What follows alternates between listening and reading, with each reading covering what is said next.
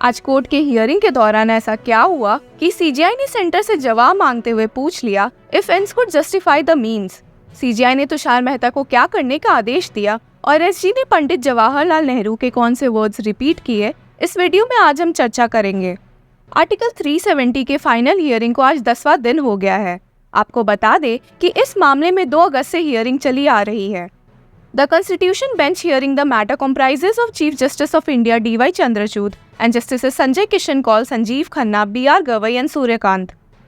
आपको बता दें कि हियरिंग के 9वें दिन सारे पिटिशनर्स ने अपने आर्ग्यूमेंट्स पेश कर दिए थे और इस वीडियो में हम सेंटर की ओर से क्लैरिफिकेशन सुनेंगे।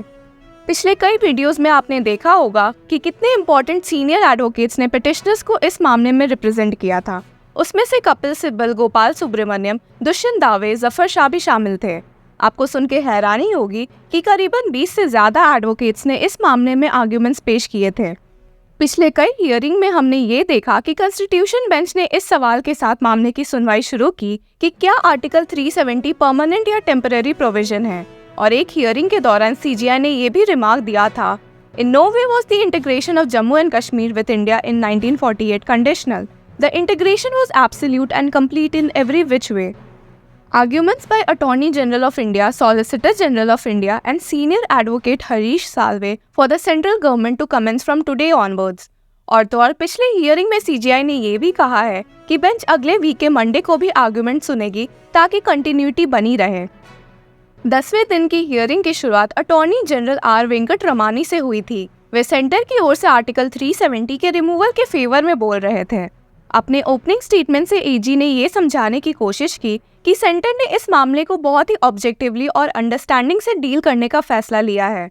उसके बाद उन्होंने एब्राहम लिंकन के वर्ड्स का इस्तेमाल करते हुए कहा, it is often the case that a limb is amputated to save a life, but life is not given to save a limb. We wanted to ensure that the constitution is preserved with regard to processes and due process and losing nation on the other hand. हालांकि AG के ये कहने पर CGI ने उनसे सवाल करते हुए पूछ लिया, Mr. AG, we cannot postulate a situation where the ends justify the means also, right? Means should also be consistent with the ends। अपनी बात को और समझाते हुए एजी ने कहा कि instrument of accession, proclamation of the Maharaja of Jammu and Kashmir और अडॉप्शन ऑफ 370 को मिलाकर पढ़ने पर यह साफ समझ आता है कि जम्मू और कश्मीर की सोवरेनिटी इंडियन डोमिनियन को सरेंडर हो चुकी थी। और एजी ने बेंच को समझाते हुए कहा कि गवर्नमेंट ने आर्टिकल 370 को रिमूव करने के लिए कोई भी गलत कदम नहीं उठाया था। He said, no deviation has taken place with regard to this presidential proclamation. To say that a fraud has been committed on the constitution is incorrect। Solicitor general Tushar Mehta ने अपने आर्ग्यूमेंट्स शुरू करते हुए उस बात पर जोर दिया कि पिटिशनर्स ने कहा है कि ये बेंच इस मामले में एक हिस्टोरिकल डिसीजन देगा। He stated, this is the first time after 75 years that your lordships would be considering the privileges that the citizens of Jammu and Kashmir had been deprived of till then। उन्होंने इस बात पे भी focus किया कि article 370 temporary था या नहीं, कि कंफ्यूजन ने जम्मू और कश्मीर स्टेट में एक साइकोलॉजिकल ड्युअलिटी पैदा कर दी थी और सेंटर के इस आर्टिकल को रिमूव करने से उधर एक क्लैरिटी आ चुकी है। He said, large number of fundamental rights and other rights will now be conferred upon the residents of Jammu and Kashmir and they will be at par with other brothers and sisters of the country। SG ने ये भी कहा कि जब assertion पूरी तरह complete हो गया था तब जम्मू और कश्मीर की सोवरेनिटी पूरी तरह इंडिया के साथ मर्ज हो गई थी। हालांकि सीजीआई ने एसजी को याद दिलाते हुए बोला, you will also have to deal with the argument they raise that sovereignty itself has internal and external components and internal sovereignty remained, जिस पर एसजी ने अपनी हामी भरी। अपने आर्ग्यूमेंट को बढ़ाते हुए एसजी ने यह भी कहा कि ये अजम्पशन कि जम्मू और कश्मीर को स्पेशल स्टेटस दिया हुआ था गलत है। He said, there were 62 states which had their own constitutions. The argument that Jammu and Kashmir had a special status since the beginning which continued till date is factually wrong। Manipur और पटना का example देते हुए उन्होंने highlight किया कि बहुत सारे cities ने खुद की कॉन्स्टिट्यूशन बनाए थे, पर जब इंडिया का कॉन्स्टिट्यूशन फ्रेम हुआ तो सारे स्टेट्स की सॉवरेनिटी इंडिया से जुड़ गई थी। He stated, equality of status was the goal while framing the constitution। One segment of the union cannot be deprived by rights enjoyed by the rest of the country। उन्होंने पंडित नेहरू की याद दिलाते हुए कहा, he had made it clear that we will not accept the divine right of kings। SG further stated, every princely state were allowed to put their own terms and conditions in the instrument of accession with Article 1। हालांकि CGI ने SG को समझाते हुए बोला, this was to give a sense of confidence to this princely state so that they can keep some subjects to themselves or adopt the one with the federal legislature. SG ने अपने argument बढ़ाते हुए बोला कि जो provision temporary था वो 75 years तक ड्रैग हो चुका था। हालांकि इस पर तर्क देते हुए सीजीआई ने कहा, for Jammu and Kashmir the constitution decided to go for 370 but for other states there was no such provision and they merged, they accepted all the list and acceded to the union completely. हालांकि SG ने अपनी बात दोहराते हुए कहा कि article 370 को एक प्रिविलेज समझना गलत था। बहुत सारे स्टेट्स को ऐसा सेम प्रिविलेज मिला हुआ था।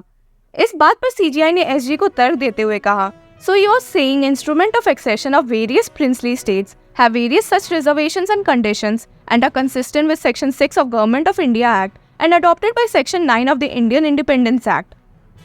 इस पर एसजी ने सीजीआई को समझाते हुए कहा कि पिटिशनर्स द्वारा ये सवाल उठाना कि एक मर्जर अग्रीमेंट जरूरी था बिल्कुल गलत है। He stated, many states didn't sign the instrument of merger, but from the date on which the Constitution of India came into force and Article 1 came into force, they became integral part of Union of India. इस पर CGI ने SG को ऐसे सारे princely states की list provide करने को कहा जिन्होंने मर्जर अग्रीमेंट साइन किए बिना ही इंडिया का पार्ट बनने का डिसाइड किया था। एसजी ने इस बात से अग्री किया। एसजी ने आर्गुमेंट आगे बढ़ाते हुए कहा कि जम्मू और कश्मीर के लोगों के अगेंस्ट डिस्क्रिमिनेशन आर्टिकल 370 को रिमूव करने के पहले से चला आ रहा था।